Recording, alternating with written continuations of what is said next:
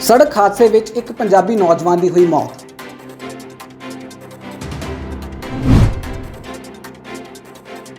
अधिकारित कीते तीनों टीके हैं इक्को समान।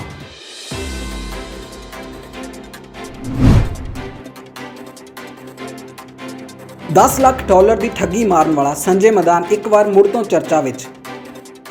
अज दे समय विच हर एक व्यक्ति अपने भविख नूं सवारन लई हर एक उचित काम कर रहा है ਅਤੇ जेकर पंजाब की गल की जाए तो पंजाब हर एक नौजवान का सुपना है कि वह विदेश जाके अपने भविख नूं बनाए, पर कई बार किस्मत विच कुछ इस तरह का नहीं हुंदा ਅਤੇ कुदरती हादसिਆਂ 'ਚ उन्हां दी जान चली जाती है। अजिहा ही मामला संगरूर के रहने वाले गुरसिमरत नाल होया, जो कि कैनेडा 'ਚ अपना भविख सवारन लई 2017 विच गया सी। जिस तो बाद उसकी पढ़ाई पूरी होने के बाद उसनूं कैनेडा सरकार ने काम करने लई परमिट दे दिता सी। जिस तो बाद वो ट्रक चलाउण दा काम कैनेडा 'ਚ कर रहा सी ਅਤੇ ਉਹ ਪਹਿਲਾਂ ਟੋਰਾਂਟੋ ਵਿੱਚ ਰਹਿੰਦਾ ਸੀ ਅਤੇ ਫਿਰ ਉਹ ਵਿਨੀਪੈਗ ਚਲਾ ਗਿਆ। ਗੁਰਸਿਮਰਤ ਦੇ ਚਾਚਾ ਕਰਮਜੀਤ ਨੇ ਦੱਸਿਆ ਕਿ ਉਹ ਉਹਨਾਂ ਦੇ ਪੁੱਤਰ ਦੇ ਨਾਲ ਹੀ ਰਹਿੰਦਾ ਸੀ।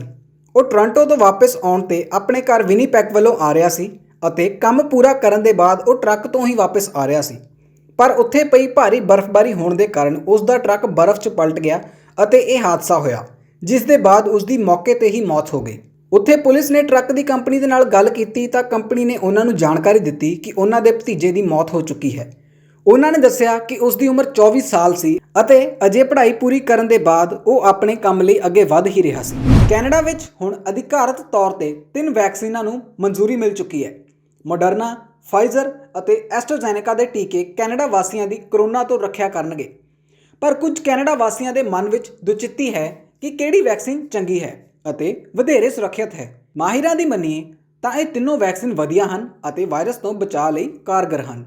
ਯੂਨੀਵਰਸਿਟੀ ਹੈਲਥ ਨੈਟਵਰਕ ਦੇ ਵਿਗਿਆਨ ਅਤੇ ਖੋਜ ਦੇ ਕਾਰਜਕਾਰੀ ਉਪ ਪ੍ਰਧਾਨ ਡਾਕਟਰ ਬ੍ਰੈਡਲੀ ਵਾਊਟਰਸ ਅਨੁਸਾਰ ਇਹ ਸਾਰੇ ਟੀਕੇ ਚੰਗੇ ਹਨ। ਉਪਲਬਧ ਆંકੜੇ ਦਰਸਾਉਂਦੇ ਹਨ ਕਿ ਇਹ ਤਿੰਨੋਂ ਟੀਕੇ ਇਸਤੇਮਾਲ ਲਈ ਸੁਰੱਖਿਅਤ ਅਤੇ ਗੰਭੀਰ ਬਿਮਾਰੀ ਤੋਂ ਬਚਾਅ ਲਈ ਕਾਰਗਰ ਹਨ। ਉਹਨਾਂ ਕਿਹਾ ਕਿ ਇੱਥੇ ਸਰਵੋਤਮ ਟੀਕਾ ਦਾ ਕੋਈ ਵਿਕਲਪ ਨਹੀਂ ਹੈ। ਜੋ ਵੀ ਟੀਕਾ ਉਪਲਬਧ ਹੈ ਇਹ ਤੁਹਾਡੀ ਰੱਖਿਆ ਕਰੇਗਾ। ਦੁਨੀਆ ਦੇ ਬਹੁਤ ਸਾਰੇ ਹਿੱਸੇ ਪਹਿਲਾਂ ਹੀ ਚੁਣੌਤੀਆਂ ਦਾ ਸਾਹਮਣਾ ਕਰ ਰਹੇ ਹਨ। ਉਦਾਹਰਨ ਵਜੋਂ ਐਸਟਰਾਜ਼ੈਨੇਕਾ ਦਾ ਟੀਕਾ ਬ੍ਰਿਟੇਨ ਅਤੇ ਯੂਰਪ ਵਿੱਚ ਇਸਤੇਮਾਲ ਲਈ ਮਨਜ਼ੂਰ ਕਰ ਲਿਆ ਗਿਆ ਸੀ, ਜਦੋਂ ਅੰਕੜਿਆਂ ਦੇ ਸੁਝਾਅ ਅਨੁਸਾਰ ਇਹ ਲਗਭਗ 70% ਪ੍ਰਭਾਵਸ਼ਾਲੀ ਸੀ। ਇਟਲੀ ਦੀ ਸਰਕਾਰ ਨੇ ਹਾਲ ਵਿੱਚ ਹੀ ਬਜ਼ੁਰਗਾਂ ਲਈ ਫਾਈਜ਼ਰ ਅਤੇ ਮੋਡਰਨਾ ਸ਼ਾਟ ਰਿਜ਼ਰਵ ਕਰਨ ਅਤੇ ਛੋਟੇ ਅਤੇ ਘੱਟ ਜੋਖਮ ਵਾਲੇ ਕਰਮਚਾਰੀਆਂ ਲਈ ਐਸਟਰਾਜ਼ੈਨੇਕਾ ਟੀਕਾ ਲਗਾਉਣ ਦਾ ਫੈਸਲਾ ਕੀਤਾ, ਜਿਸ ਕਾਰਨ ਉੱਥੇ ਵਿਰੋਧ ਪ੍ਰਦਰਸ਼ਨ ਹੋਏ। ਐਸਟਰਾਜ਼ੈਨੇਕਾ ਦੇ ਕੋਵਿਡ-19 ਟੀਕੇ ਨੂੰ ਸ਼ੁੱਕਰਵਾਰ ਨੂੰ ਕੈਨੇਡਾ ਵੱਲੋਂ ਮਨਜ਼ੂਰੀ ਮਿਲਣ ਤੋਂ ਬਾਅਦ ਖਰੀਦ ਮੰਤਰੀ ਅਨੀਤਾ ਆਨੰਦ ਨੇ ਚੰਗੇ ਜਾਂ ਮਾੜੇ ਕਿਸਮਾਂ ਦੇ ਟੀਕੇ ਬਾਰੇ ਵਿਚਾਰ ਵਟਾਂਦਰੇ ਤੋਂ ਸਾਵਧਾਨ ਕੀਤਾ। ਆਨੰਦ ਨੇ ਸ਼ੁੱਕਰਵਾਰ ਨੂੰ ਇੱਕ ਪ੍ਰੈਸ ਕਾਨਫਰੰਸ ਦੌਰਾਨ ਕਿਹਾ, ਜੇਕਰ ਕੋਈ ਟੀਕਾ ਹੈ ਅਤੇ ਇਸ ਨੂੰ ਹੈਲਥ ਕੈਨੇਡਾ ਦੁਆਰਾ ਅਧਿਕਾਰਿਤ ਕੀਤਾ ਗਿਆ ਹੈ ਤਾਂ ਇਸ ਦਾ ਮਤਲਬ ਹੈ ਕਿ ਇਹ ਮਾਪਦੰਡਾਂ ਤੇ ਖਰਾ ਉਤਰਿਆ ਹੈ। ਐਸਟਰਾਜ਼ੈਨੇਕਾ ਸ਼ਾਟ ਸ਼ਾਇਦ ਪਹਿਲੀ ਨਜ਼ਰ ਵਿੱਚ ਇਸ ਦੇ ਵਿਰੋਧੀਆਂ ਦੇ ਬਰਾਬਰ ਨਹੀਂ ਜਾਪਦੀਆਂ, ਪਰ ਇਹਨਾਂ ਟੀਕਿਆਂ ਦਾ ਇਸਤੇਮਾਲ ਹੁੰਦਾ ਹੈ ਅਤੇ ਨਤੀਜੇ ਚੰਗੇ ਆ ਰਹੇ ਹਨ। ਕੁੱਲ ਮਿਲਾ ਕੇ ਮਾਹਿਰਾਂ ਅਨੁਸਾਰ ਇੱਕ ਵੈਕਸੀਨ ਬਿਹਤਰ ਹੈ। ਕੁੱਲ ਮਿਲਾ ਕੇ ਮਾਹਿਰਾਂ ਅਨੁਸਾਰ ਹਰ ਇੱਕ ਵੈਕਸੀਨ ਬਿਹਤਰ ਹੈ। ਕੋਈ ਵੀ ਵੈਕਸੀਨ ਕਿਸੇ ਤੋਂ ਘੱਟ ਨਹੀਂ ਹੈ। ਕਰੋਨਾ ਤੋਂ ਬਚਾਅ ਲਈ ਇਹ ਸਾਰੀਆਂ ਕਾਰਗਰ ਹਨ। ਓਨਟਾਰੀਓ ਸਰਕਾਰ ਨਾਲ $1 ਕਰੋੜ 10 ਲੱਖ ਦੀ ਠੱਗੀ ਮਾਰਨ ਦੇ ਦੋਸ਼ ਹੇਠ ਬਰਖਾਸਤ ਨੌਕਰਸ਼ਾਹ ਸੰਜੇ ਮਦਾਨ ਇੱਕ ਵਾਰ ਮੁੜ ਤੋਂ ਚਰਚਾ ਵਿੱਚ ਹਨ। ਦਰਅਸਲ ਮਦਾਨ ਦੇ ਪਰਿਵਾਰ ਨੇ ਹੁਣ ਕਾਨੂੰਨ ਦਾ ਸਹਾਰਾ ਲੈਂਦੇ ਹੋਏ ਆਪਣੀ ਬੇਗੁਨਾਹੀ ਸਾਬਿਤ ਕਰਨ ਦੀ ਕੋਸ਼ਿਸ਼ ਕੀਤੀ ਹੈ। ਮਦਾਨ ਦੇ ਬੇਟਿਆਂ ਨੇ ਸੂਬੇ ਦੀ ਡਗਫੋਰਡ ਸਰਕਾਰ ਤੇ ਮਾਨਸਿਕ ਸੱਟ ਮਾਰਨ ਦਾ ਦੋਸ਼ ਲਾਉਂਦਿਆਂ 10-10 ਲੱਖ ਦਾ ਮੁਆਵਜ਼ਾ ਮੰਗਿਆ ਹੈ। 27 ਸਾਲ ਦੇ ਚਿਨਮਯਾ ਮਦਾਨ ਅਤੇ 24 ਸਾਲ ਦੇ ਉਜਵਾਲ ਮਦਾਨ ਨੇ ਓਨਟਾਰੀਓ ਸਰਕਾਰ ਵੱਲੋਂ ਲਾਏ ਦੋਸ਼ਾਂ ਨੂੰ ਸਾਜ਼ਿਸ਼ ਦਾ ਹਿੱਸਾ ਕਰਾਰ ਦਿੱਤਾ ਹੈ। ਦੋਹਾਂ ਭਰਾਵਾਂ ਨੇ ਦੋਸ਼ ਲਾਇਆ ਕਿ ਉਹ ਆਪਣੇ ਪਿਤਾ ਦੁਆਰਾ ਕੀਤੀ ਸ਼ਨਾਖਤ ਦੀ ਚੋਰੀ ਦਾ ਸ਼ਿਕਾਰ ਬਣੇ ਹਨ, ਕਿਉਂਕਿ ਉਹਨਾਂ ਦੀ ਜਾਣਕਾਰੀ ਤੋਂ ਬਗੈਰ ਉਹਨਾਂ ਦੇ ਨਾਂ ਤੇ ਸੈਂਕੜੇ ਬੈਂਕ ਖਾਤੇ ਖੋਲ੍ਹੇ ਗਏ। ਜ਼ਿਕਰਯੋਗ ਹੈ ਕਿ ਸੰਜੇ ਮਦਾਨ ਤੇ ਕਰੋਨਾ ਰਾਹਤ ਫੰਡਾਂ ਵਿੱਚ $11 ਮਿਲੀਅਨ ਦਾ ਹੇਰ-ਫੇਰ ਕਰਨ ਦੇ ਇਲਜ਼ਾਮ ਲੱਗੇ ਹਨ। ਅੱਜ ਦੇ ਸਮੇਂ ਵਿੱਚ ਹਰ ਇੱਕ ਵਿਅਕਤੀ ਆਪਣੇ ਭਵਿੱਖ ਨੂੰ ਸਵਾਰਨ ਲਈ ਹਰ ਇੱਕ ਉਚਿਤ ਕੰਮ ਕਰ ਰਿਹਾ ਹੈ ਅਤੇ ਜੇਕਰ ਪੰਜਾਬ ਦੀ ਗੱਲ ਕੀਤੀ ਜਾਵੇ ਤਾਂ ਪੰਜਾਬ 'ਚ ਹਰ ਇੱਕ ਨੌਜਵਾਨ ਦਾ ਸੁਪਨਾ ਹੈ ਕਿ ਉਹ ਵਿਦੇਸ਼ 'ਚ ਜਾ ਕੇ ਆਪਣੇ ਭਵਿੱਖ ਨੂੰ ਬਣਾਏ, ਪਰ ਕਈ ਵਾਰ ਕਿਸਮਤ ਵਿੱਚ ਕੁਝ ਇਸ ਤਰ੍ਹਾਂ ਦਾ ਨਹੀਂ ਹੁੰਦਾ ਅਤੇ ਕੁਦਰਤੀ ਹਾਦਸਿਆਂ 'ਚ ਉਹਨਾਂ ਦੀ ਜਾਨ ਚਲੀ ਜਾਂਦੀ ਹੈ। ਅਜਿਹਾ ਹੀ ਮਾਮਲਾ ਸੰਗਰੂਰ ਦੇ ਰਹਿਣ ਵਾਲੇ ਗੁਰਸਿਮਰਤ ਨਾਲ ਹੋਇਆ, ਜੋ ਕਿ ਕੈਨੇਡਾ 'ਚ ਆਪਣਾ ਭਵਿੱਖ ਸਵਾਰਨ ਲਈ 2017 ਵਿੱਚ ਗਿਆ ਸੀ। ਜਿਸ ਤੋਂ ਬਾਅਦ ਉਸ ਦੀ ਪੜ੍ਹਾਈ ਪੂਰੀ ਹੋਣ ਦੇ ਬਾਅਦ ਉਸ ਨੂੰ ਕੈਨੇਡਾ ਸਰਕਾਰ ਨੇ ਕੰਮ ਕਰਨ ਲਈ ਪਰਮਿਟ ਦੇ ਦਿੱਤਾ ਸੀ। ਜਿਸ ਤੋਂ ਬਾਅਦ ਉਹ ਟਰੱਕ ਚਲਾਉਣ ਦਾ ਕੰਮ ਕੈਨੇਡਾ 'ਚ ਕਰ ਰਿਹਾ ਸੀ ਅਤੇ ਉਹ ਪਹਿਲਾਂ ਟੋਰਾਂਟੋ ਵਿੱਚ ਰਹਿੰਦਾ ਸੀ ਅਤੇ ਫਿਰ ਉਹ ਵਿਨੀਪੈਗ ਚਲਾ ਗਿਆ। ਗੁਰਸਿਮਰਤ ਦੇ ਚਾਚਾ ਕਰਮਜੀਤ ਨੇ ਦੱਸਿਆ ਕਿ ਉਹ ਉਹਨਾਂ ਦੇ ਪੁੱਤਰ ਦੇ ਨਾਲ ਹੀ ਰਹਿੰਦਾ ਸੀ। ਉਹ ਟੋਰਾਂਟੋ ਤੋਂ ਵਾਪਸ ਆਉਣ ਤੇ ਆਪਣੇ ਘਰ ਵਿਨੀਪੈਗ ਵੱਲੋਂ ਆ ਰਿਹਾ ਸੀ ਅਤੇ ਕੰਮ ਪੂਰਾ ਕਰਨ ਦੇ ਬਾਅਦ ਉਹ ਟਰੱਕ ਤੋਂ ਹੀ ਵਾਪਸ ਆ ਰਿਹਾ ਸੀ, ਪਰ ਉੱਥੇ ਪਈ ਭਾਰੀ ਬਰਫ਼ਬਾਰੀ ਹੋਣ ਦੇ ਕਾਰਨ ਉਸ ਦਾ ਟਰੱਕ ਬਰਫ਼ 'ਚ ਪਲਟ ਗਿਆ ਅਤੇ ਇਹ ਹਾਦਸਾ ਹੋਇਆ, ਜਿਸ ਦੇ ਬਾਅਦ ਉਸ ਦੀ ਮੌਕੇ ਤੇ ਹੀ ਮੌਤ ਹੋ ਗਈ। ਉੱਥੇ ਪੁਲਿਸ ਨੇ ਟਰੱਕ ਦੀ ਕੰਪਨੀ ਦੇ ਨਾਲ ਗੱਲ ਕੀਤੀ ਤਾਂ ਕੰਪਨੀ ਨੇ ਉਹਨਾਂ ਨੂੰ ਜਾਣਕਾਰੀ ਦਿੱਤੀ ਕਿ ਉਹਨਾਂ ਦੇ ਭਤੀਜੇ ਦੀ ਮੌਤ ਹੋ ਚੁੱਕੀ ਹੈ। ਉਹਨਾਂ ਨੇ ਦੱਸਿਆ ਕਿ ਉਸ ਦੀ ਉਮਰ 24 ਸਾਲ ਸੀ ਅਤੇ ਅਜੇ ਪੜ੍ਹਾਈ ਪੂਰੀ ਕਰਨ ਦੇ ਬਾਅਦ ਉਹ ਆਪਣੇ ਕੰਮ ਲਈ ਅੱਗੇ ਵਧ ਹੀ ਰਿਹਾ ਸੀ। ਕੈਨੇਡਾ ਵਿੱਚ ਹੁਣ ਅਧਿਕਾਰਤ ਤੌਰ ਤੇ 3 ਵੈਕਸੀਨਾਂ ਨੂੰ ਮਨਜ਼ੂਰੀ ਮਿਲ ਚੁੱਕੀ ਹੈ।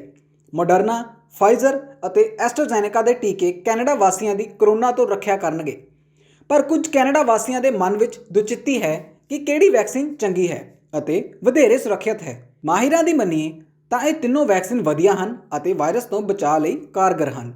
ਯੂਨੀਵਰਸਿਟੀ ਹੈਲਥ ਨੈਟਵਰਕ ਦੇ ਵਿਗਿਆਨ ਅਤੇ ਖੋਜ ਦੇ ਕਾਰਜਕਾਰੀ ਉਪ ਪ੍ਰਧਾਨ ਡਾਕਟਰ ਬ੍ਰੈਡਲੀ ਵਾਊਟਰਸ ਅਨੁਸਾਰ ਇਹ ਸਾਰੇ ਟੀਕੇ ਚੰਗੇ ਹਨ। ਉਪਲਬਧ ਆંકੜੇ ਦਰਸਾਉਂਦੇ ਹਨ ਕਿ ਇਹ ਤਿੰਨੋਂ ਟੀਕੇ ਇਸਤੇਮਾਲ ਲਈ ਸੁਰੱਖਿਅਤ ਅਤੇ ਗੰਭੀਰ ਬਿਮਾਰੀ ਤੋਂ ਬਚਾਅ ਲਈ ਕਾਰਗਰ ਹਨ। ਉਹਨਾਂ ਕਿਹਾ ਕਿ ਇੱਥੇ ਸਰਵੋਤਮ ਟੀਕਾ ਦਾ ਕੋਈ ਵਿਕਲਪ ਨਹੀਂ ਹੈ। ਜੋ ਵੀ ਟੀਕਾ ਉਪਲਬਧ ਹੈ ਇਹ ਤੁਹਾਡੀ ਰੱਖਿਆ ਕਰੇਗਾ। ਦੁਨੀਆ ਦੇ ਬਹੁਤ ਸਾਰੇ ਹਿੱਸੇ ਪਹਿਲਾਂ ਹੀ ਚੁਣੌਤੀਆਂ ਦਾ ਸਾਹਮਣਾ ਕਰ ਰਹੇ ਹਨ। ਉਦਾਹਰਣ ਵਜੋਂ ਐਸਟਰਾਜ਼ੈਨੇਕਾ ਦਾ ਟੀਕਾ ਬ੍ਰਿਟੇਨ ਅਤੇ ਯੂਰਪ ਵਿੱਚ ਇਸਤੇਮਾਲ ਲਈ ਮਨਜ਼ੂਰ ਕਰ ਲਿਆ ਗਿਆ ਸੀ, ਜਦੋਂ ਆંકੜਿਆਂ ਦੇ ਸੁਝਾਅ ਅਨੁਸਾਰ ਇਹ ਲਗਭਗ 70% ਪ੍ਰਭਾਵਸ਼ਾਲੀ ਸੀ। ਇਟਲੀ ਦੀ ਸਰਕਾਰ ਨੇ ਹਾਲ ਵਿੱਚ ਹੀ ਬਜ਼ੁਰਗਾਂ ਲਈ ਫਾਈਜ਼ਰ ਅਤੇ ਮੋਡਰਨਾ ਸ਼ਾਟ ਰਿਜ਼ਰਵ ਕਰਨ ਅਤੇ ਛੋਟੇ ਅਤੇ ਘੱਟ ਜੋਖਮ ਵਾਲੇ ਕਰਮਚਾਰੀਆਂ ਲਈ ਐਸਟਰਾਜ਼ੈਨੇਕਾ ਟੀਕਾ ਲਗਾਉਣ ਦਾ ਫੈਸਲਾ ਕੀਤਾ, ਜਿਸ ਕਾਰਨ ਉੱਥੇ ਵਿਰੋਧ ਪ੍ਰਦਰਸ਼ਨ ਹੋਏ। ਐਸਟਰਾਜ਼ੈਨੇਕਾ ਦੇ ਕੋਵਿਡ-19 ਟੀਕੇ ਨੂੰ ਸ਼ੁੱਕਰਵਾਰ ਨੂੰ ਕੈਨੇਡਾ ਵੱਲੋਂ ਮਨਜ਼ੂਰੀ ਮਿਲਣ ਤੋਂ ਬਾਅਦ ਖਰੀਦ ਮੰਤਰੀ ਅਨੀਤਾ ਆਨੰਦ ਨੇ ਚੰਗੇ ਜਾਂ ਮਾੜੇ ਕਿਸਮਾਂ ਦੇ ਟੀਕੇ ਬਾਰੇ ਵਿਚਾਰ ਵਟਾਂਦਰੇ ਤੋਂ ਸਾਵਧਾਨ ਕੀਤਾ। ਆਨੰਦ ਨੇ ਸ਼ੁੱਕਰਵਾਰ ਨੂੰ ਇੱਕ ਪ੍ਰੈਸ ਕਾਨਫਰੰਸ ਦੌਰਾਨ ਕਿਹਾ, ਜੇਕਰ ਕੋਈ ਟੀਕਾ ਹੈ ਅਤੇ ਇਸ ਨੂੰ ਹੈਲਥ ਕੈਨੇਡਾ ਦੁਆਰਾ ਅਧਿਕਾਰਿਤ ਕੀਤਾ ਗਿਆ ਹੈ ਤਾਂ ਇਸ ਦਾ ਮਤਲਬ ਹੈ ਕਿ ਇਹ ਮਾਪਦੰਡਾਂ ਤੇ ਖਰਾ ਉਤਰਿਆ ਹੈ। ਐਸਟਰਾਜ਼ੈਨੇਕਾ ਸ਼ਾਟ ਸ਼ਾਇਦ ਪਹਿਲੀ ਨਜ਼ਰ ਵਿੱਚ ਇਸ ਦੇ ਵਿਰੋਧੀਆਂ ਦੇ ਬਰਾਬਰ ਨਹੀਂ ਜਾਪਦੀਆਂ, ਪਰ ਇਹਨਾਂ ਟੀਕਿਆਂ ਦਾ ਇਸਤੇਮਾਲ ਹੁੰਦਾ ਹੈ ਅਤੇ ਨਤੀਜੇ ਚੰਗੇ ਆ ਰਹੇ ਹਨ। ਕੁੱਲ ਮਿਲਾ ਕੇ ਮਾਹਿਰਾਂ ਅਨੁਸਾਰ ਹਰ ਇੱਕ ਵੈਕਸੀਨ ਬਿਹਤਰ ਹੈ। ਕੋਈ ਵੀ ਵੈਕਸੀਨ ਕਿਸੇ ਤੋਂ ਘੱਟ ਨਹੀਂ ਹੈ। ਕੋਰੋਨਾ ਤੋਂ ਬਚਾਅ ਲਈ ਇਹ ਸਾਰੀਆਂ ਕਾਰਗਰ ਹਨ। ਓਨਟਾਰੀਓ ਸਰਕਾਰ ਨਾਲ $1 ਕਰੋੜ 10 ਲੱਖ ਦੀ ਠੱਗੀ ਮਾਰਨ ਦੇ ਦੋਸ਼ ਹੇਠ ਬਰਖਾਸਤ ਨੌਕਰਸ਼ਾਹ ਸੰਜੇ ਮਦਾਨ ਇੱਕ ਵਾਰ ਮੁੜ ਤੋਂ ਚਰਚਾ ਵਿੱਚ ਹਨ। ਦਰਅਸਲ ਮਦਾਨ ਦੇ ਪਰਿਵਾਰ ਨੇ ਹੁਣ ਕਾਨੂੰਨ ਦਾ ਸਹਾਰਾ ਲੈਂਦੇ ਹੋਏ ਆਪਣੀ ਬੇਗੁਨਾਹੀ ਸਾਬਿਤ ਕਰਨ ਦੀ ਕੋਸ਼ਿਸ਼ ਕੀਤੀ ਹੈ। ਮਦਾਨ ਦੇ ਬੇਟਿਆਂ ਨੇ ਸੂਬੇ ਦੀ ਡਗਫੋਰਡ ਸਰਕਾਰ ਤੇ ਮਾਨਸਿਕ ਸੱਟ ਮਾਰਨ ਦਾ ਦੋਸ਼ ਲਾਉਂਦਿਆਂ $10 ਲੱਖ ਦਾ ਮੁਆਵਜ਼ਾ ਮੰਗਿਆ ਹੈ।